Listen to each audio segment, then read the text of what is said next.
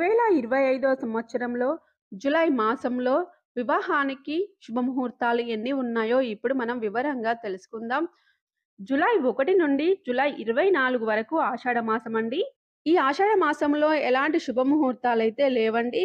అలాగే జులై 10 వరకు గురు మౌఢ్యమి కూడా ఉంది కాబట్టి, ఈ మౌఢ్యమి రోజులలో కూడా ఎలాంటి శుభకార్యాలు లేవండి. కాబట్టి ఈ జులై నెలలో వివాహానికి, గృహప్రవేశానికి గాని ఎలాంటి శుభముహూర్తాలైతే లేవు.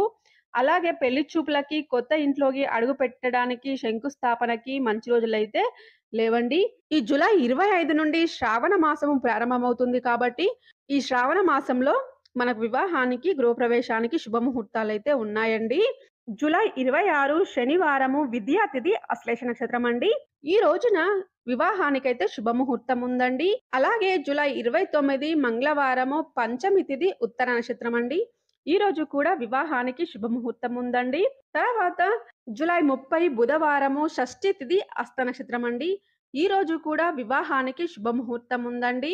తర్వాత జులై 31 గురువారము సప్తమి తిథి చిత్త నక్షత్రం అండి. ఈ రోజు కూడా వివాహానికి శుభముహూర్తం ఉందండి.